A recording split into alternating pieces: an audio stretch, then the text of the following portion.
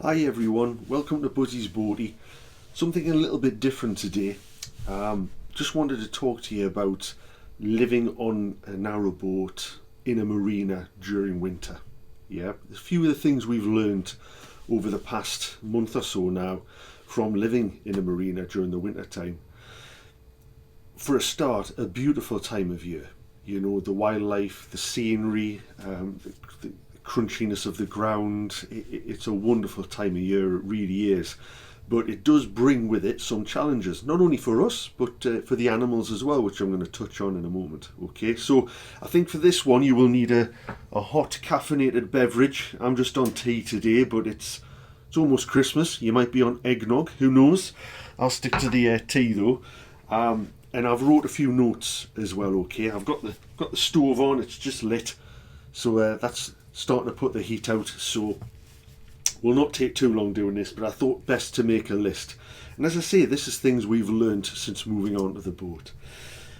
So first of all, the marina's lovely in the winter. Yeah, we have it a lot easier in a marina than you would if you were moored up at the side of a cut, and I'll go through that a little bit more. The main concern really is the marina's frozen, which you've seen on previous video. That brings with it a few challenges. Getting water for a start.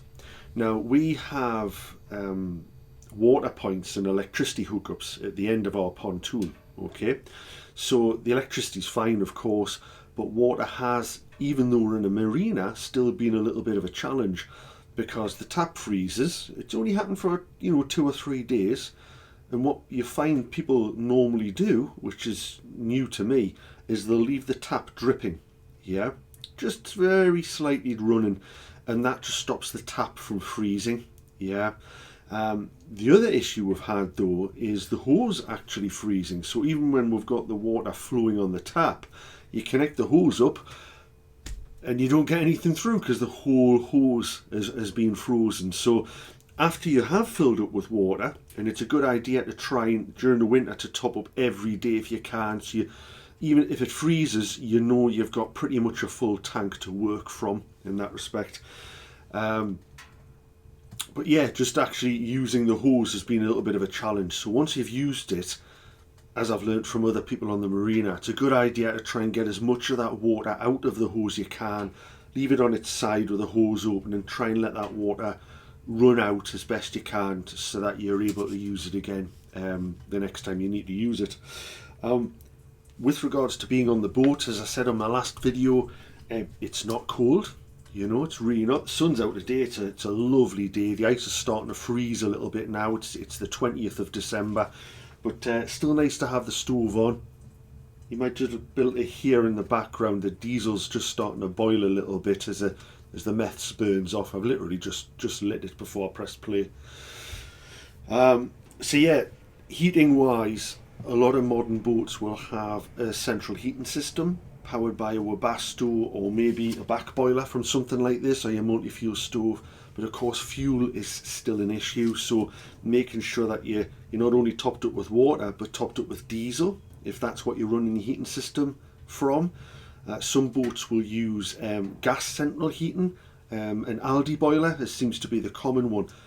From what I hear, very expensive to run. They go through gas quite quick, but if that's what you have to use, then obviously making sure you've got plenty of gas, because the fuel boats might not be able to get through, to actually get to you, depending on where you're moored.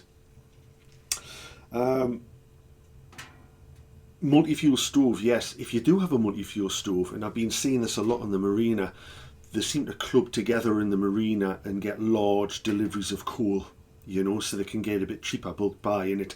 So there's been some really quite big deliveries of coal. Of course, you've got to think about that, getting that onto your boat.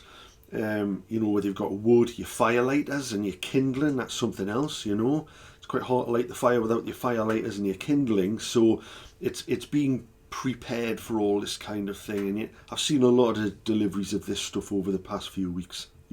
Something luckily we don't have to worry about. What we do have to concern ourselves about is actually getting the diesel for the stove. We have two 20-litre jerry cans which we go to a local garage and top up for that purpose. Luckily we have a car as well, so a bit easier for us. Yeah. Again, if you're moored on the side of the cut, that's a lot harder. You know, getting the coal, you probably have to have it on a trolley or carry it, and getting water is a lot harder again. I know people who are using, you know, plastic bottles for drinking water because they've run out of water, or indeed the water tank is actually frozen.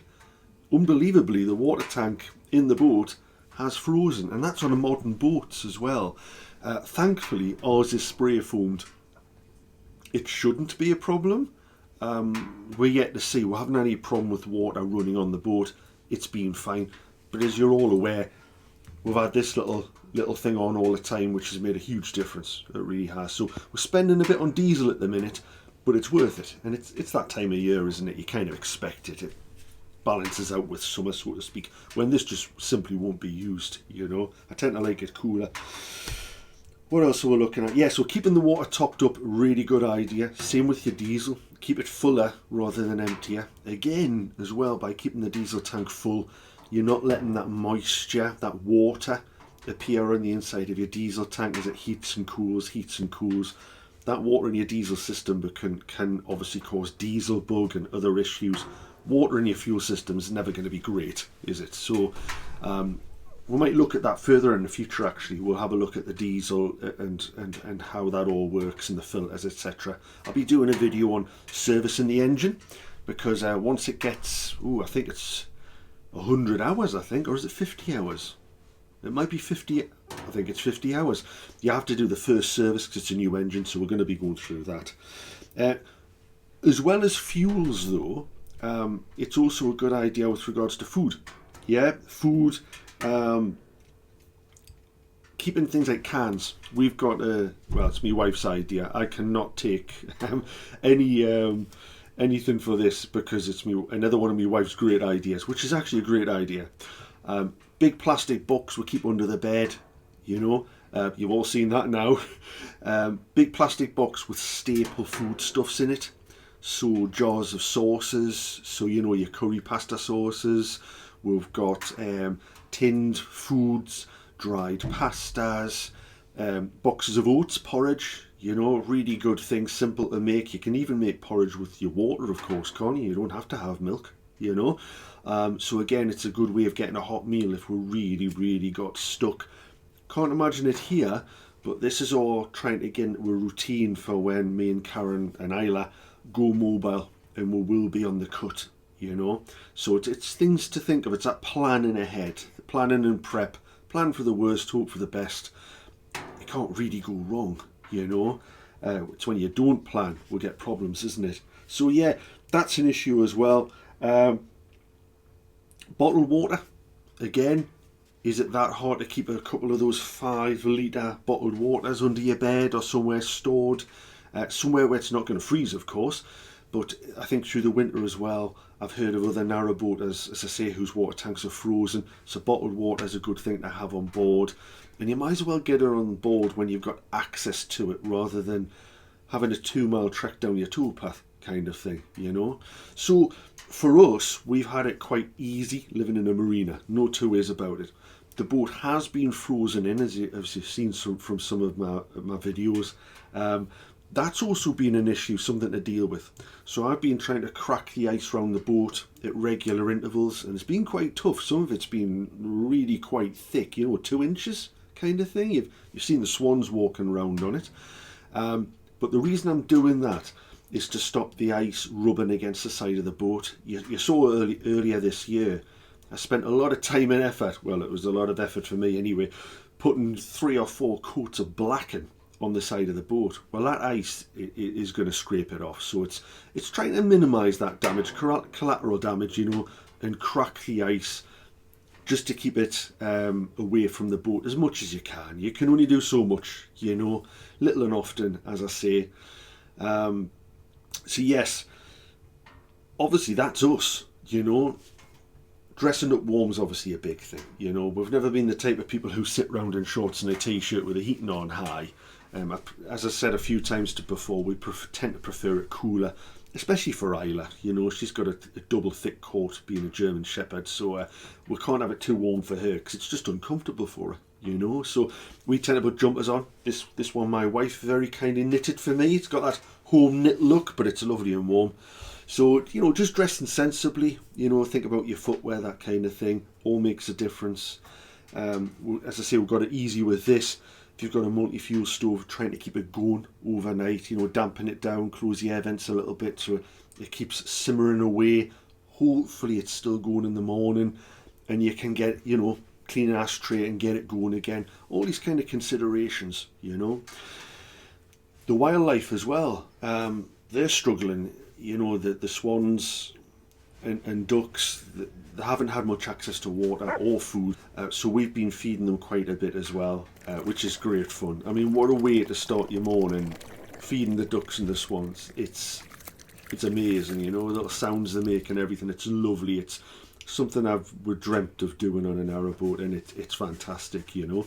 So, and we learnt this as well. Don't feed them bread. Do not feed them bread. You know, when I was growing up, I thought, that's what you feed ducks, bread. It's nothing more natural. It's like throwing a dog a stick. Apparently that's not good either. But there's no nutritional value in bread. And at this time of year, they need nutritional value, you know. And apparently feeding ducks bread can actually significantly shorten their lifespan. It's just not good for them. You know, there's nothing in it for them. So if you look on sites like the RSPB, for instance, I think it was oats. They said oats would be okay, peas. But we've actually just started getting bagged duck and swan food. So specifically for them, little pellets. It's kind of like a small pea kind of size. And it floats. And they seem to love it. They seem to love it. And 5:30 in the morning, 6 o'clock in the morning, they're very quick at learning. You'll hear them banging off the side of the boat, hitting their beaks off the side of the boat. You turn the light on, and you just hear quack, quack, quack, quack straight away. You know, so they've got into a routine. You take the porthole out and they go even crazier, you know, and they really seem to like this food. And this marina is good because apparently a few people here, they've got a bit of a syndicate going. They all put a bit of money in and they get the duck and swan food a bit cheaper, you know, so there's quite a few people who feed them on the marina. I think they know which side the bread's buttered on, ducks and swans. They really do. So yeah, it's you know, it's trying to keep yourself warm and safe, and help the wildlife where you can. Really, it's a hard time of year for everyone. This, isn't it? Really. So that's really the type of things we've learned. We haven't had any other issues. Damp has been quite slim. We have had, you know, we have double glazing. We haven't had any moisture on the windows. But we have had the frames freeze a couple of times. So because the metal frames, they are touching the metal boat, they do get very cold, and any moisture that hits them beads a little bit. So sometimes I'll just wipe the frames with a chamois, you know, but on the glass we don't get anything. But that moisture on a couple of mornings is frozen, which looks really quite strange. You know, there's white frost around the outside of your portholes in the bedroom. It's been that cold though, hasn't it? So they're the things we've kind of learnt over this, and I imagine every year we'll learn more and more. And this is very much what I love about the narrowboat community. I've said it before, 99.9% of boaters are lovely, and they are, you know. And people are so willing to share information with you and make suggestions about, oh, why don't you try doing this? Or, you know, remember to keep your water tank topped up, top it up every day, you know, leave the tap running a bit so it doesn't freeze. You know, things like that, which you tend to learn the hard way. So it's lovely when people pass on information, it really is. And that's why I thought I'd do this video. You might know a lot more, and if you do, please leave comments and with suggestions and advice in the comments section. Why not? You know, I always think there's always more to learn. I'm not an expert. It's our first year on our boat. We're learning. Some things easily, some things the hard way. That's life. Makes it interesting, doesn't it? Something else I wanted to mention as well. I've been getting more and more emails off YouTube. Because these videos have been getting watched more and more, which is amazing. It really, really is. Not what I started this channel for, to be honest. I started this channel because as a lot of you can probably tell, we are from up north. But if you're not in the UK, we live up in the Newcastle area, Northumberland, near Alnwick Castle. That's where we're kind of the area we're kind of from. And a lot of family and friends were so interested and I think intrigued and maybe a bit bewildered as well and bemused about our plan to live on a narrowboat. And people were saying, why don't you video it? We want to see what you're doing. So it seemed the natural thing to do, to video it and put it on YouTube so our family and friends could see it. And you can see by a lot of comments, it's family and friends. I never envisaged people would be so interested, to be honest. We have people in Canada watching, which is in Canada, which is great. It's amazing. Though. I just didn't think people would be so interested. And a week or so ago, we broke the 1,000 subscriber mark, which is amazing. I remember the first video sent to Karon. 27 people have watched the video. Isn't that amazing? That's more than friends and family. So, to have over 1,000 subscribers and so many thousand views is epic, frankly, So YouTube, obviously, they must have these little, markers that you hit. They've started sending emails saying, would you like to basically think about monetizing the channel? Yeah. And as I say, this is not something we'd thought of. From looking into this, from watching their videos about what monetization is, it sounds like you get paid for when viewers watch adverts. It's the advertiser that pays you, So basically what I'm talking about is I have the option to start earning a little bit money from doing these videos. As I say, not something I wanted to do or had it in my mind, but it's something that's come up. I really enjoy doing these videos. I really, really do. I find it quite relaxing, the creation process, but it does take quite a bit of time. And obviously I work as well. I work from the boat, as I've mentioned before. From shooting the footage, to getting onto the laptop, to editing it, to maybe doing voiceovers, like narration. And what I really enjoy is picking music sometimes. Maybe sometimes I get it right, sometimes I get it wrong. It's personal taste, isn't it? But I really enjoy the whole process. And when people comment, it's amazing, to have a conversation about someone, about something I've said or done, or they've advised me of something, or they've found my video helpful. It's really heartwarming, it really, really is. But YouTube are now saying, would you like to earn a little bit of money from this? So this is what I want to ask you as the viewers, okay? Because this is what I'm doing this for. People are enjoying the videos, which is great. And they're obviously hopefully getting a little bit of something out of it. Do I look at monetizing this, or do I keep it the way it is? Okay, because you are the ones who are watching it. I know what it's like to watch videos. I watch a lot of YouTube, and we watch a lot of a lot of adverts because of that. So I thought I would ask you as the viewers, because you're in control of that in that respect. Feel free to leave a comment. Should I monetize this channel, or should I just leave it the way it is? I'm hoping the channel keeps growing. It seems to be, with touch wood, which is amazing, as I say. I'm also going to do a bit of a poll. I didn't realise I could do this, but again, YouTube sent an email saying you can, in your community tab, you can put a poll out to your viewers saying, should I do something or should I not do something, for instance?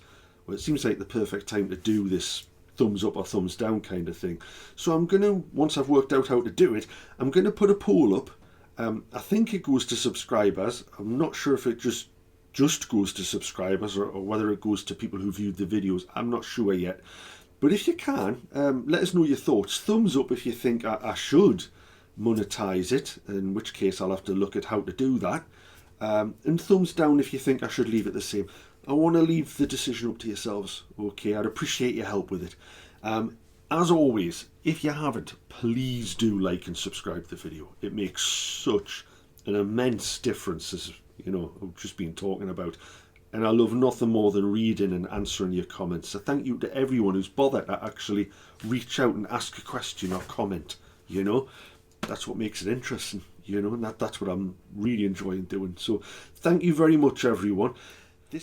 And just before we go, some people have mentioned, how do you do Christmas on a narrowboat? Decorations, they haven't got much space. You can't exactly fit an 8-foot Christmas tree in here, can you? But Narrowboaters, of course, have found a way around this. So we're going to finish off with a few pictures of some of the boats in the marina. And the effort some people have gone to is incredible. And I'm going to save our boat until last because Karon has excelled herself. One of the subscribers, Bob, you mentioned about Karon being really good at cutting in, and it's nice to see.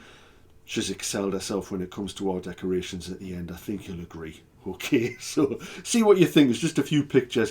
Whatever you're doing over the period, the festive period, have a lovely time. I hope you get to spend a lot of time with family and friends and you have a lovely, relaxing and fun time. Okay, I'll see you all in the new year. Okay, but until then, Merry Christmas and Happy New Year. Take care now. Bye-bye.